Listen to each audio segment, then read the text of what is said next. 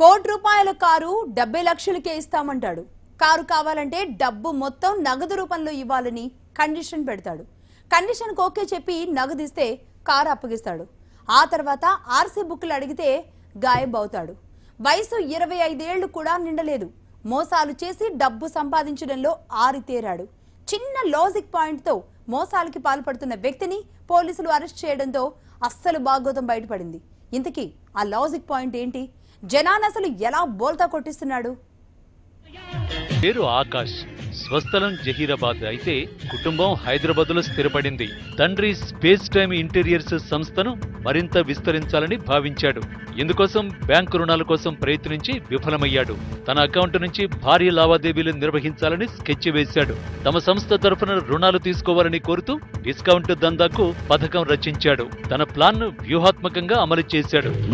ధరలకు విలువైన కార్లు ఇప్పిస్తామంటూ ప్రచారం చేసుకున్నాడు. కారు ఖరీదును బట్టి 30% డిస్కౌంట్ ఇస్తానని జనాన్ని నమ్మించాడు.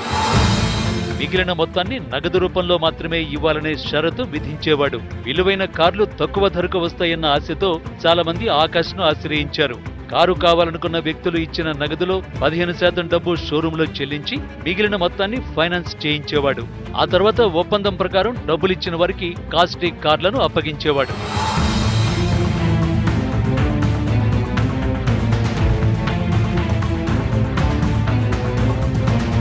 అయితే కారు ఫైనాన్స్ లో ఉందన్న విషయాన్ని తెలియకుండా జాగ్రత్త పడేవాడు. కారు అప్పగించిన తర్వాత రిజిస్ట్రేషన్ లో జాప్యం చేయడం, ఆర్సీ బుక్కులు ఇవ్వకుండా తప్పించుకుని తిరిగేవాడు. ఇలా పలువురిని మోసం చేసి 30 కోట్లు నొక్కేశాడు. కార్లు ఇచ్చిన తర్వాత ఆర్సీ బుక్కులు ఇవ్వకపోవడంతో పలువురు పోలీసులను ఆశ్రయించడంతో అసలు బాగోతం వెలుగులోకి వచ్చింది.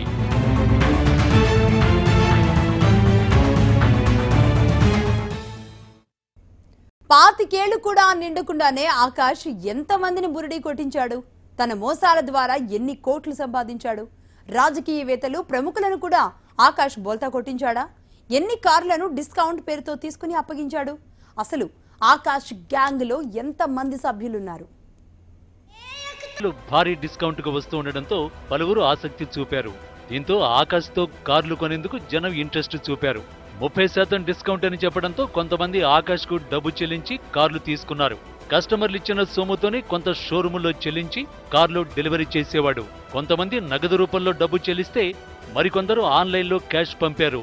ఇలా ఆకాష్ అకౌంట్లో భారీ లావాదేవీలు జరగడంతో పాటు నగదు నిల్వ ఎక్కువగా ఉండడంతో బ్యాంకులు కూడా రుణాలు ఇచ్చేందుకు ముందుకొచ్చాయి.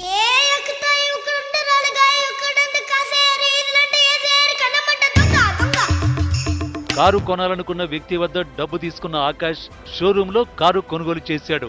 యజమానికి కారు అప్పగించే ముందు కారుపై బ్యాంకులో రుణం తీసుకున్నాడు. తర్వాత కారు రిజిస్ట్రేషన్ చేయకుండా కాలయాపన చేశాడు. ఇలా 170 కార్లు డెలివరీ చేశాడు. 40 మంది బాధితులున్నారు. పలువురికి ఆర్సీ బుక్కులు ఇవ్వకపోవడంతో బాధితులు పోలీసులను ఆశ్రయించారు. చివరికి ఆఫర్ల పేరుతో ప్రముఖులను మోసగించినట్టు తెలిసింది.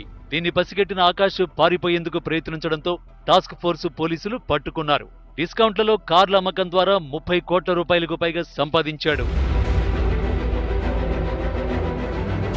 2 లక్షలకు మించి నగదు డబ్బు తీసుకోకూడదన్న ప్రభుత్వ నిబంధనలు ఉన్నా షోరూమ్ నిర్వాహకులు పట్టించుకోలేదు.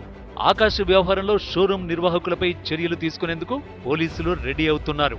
నగదుతోనే కార్లు డెలివరీ చేశారనే నిర్ధారణకు వచ్చిన పోలీసులు దీనిపై మరింత లోతుగా దర్యాప్తు చేస్తున్నారు.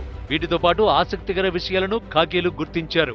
భారీగా బ్లాక్ మనీ ఉన్న వ్యక్తులే కార్లు కొనుగోలు చేసినట్లు తేల్చారు. డబ్బు విషయం బయటపడితే ఐటీ దాడులు జరుగుతాయన్న భయంతోనే ఆకాష్ నుంచి డబ్బు రాబట్టుకునేందుకు యత్నించినట్లు తెలుస్తోంది.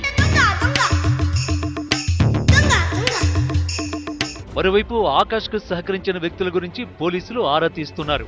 ఇదిలా ఉంటే ఆకాష్ పోలీసుల అదుపులో ఉండడం, వందలాది కార్లు డెలివరీ అయిపోవడంతో కార్లను సీజ్ చేయాలా లేదంటే లీగల్ ఒపీనియన్ తీసుకోవాలా అని పోలీసులు యోచిస్తున్నారు.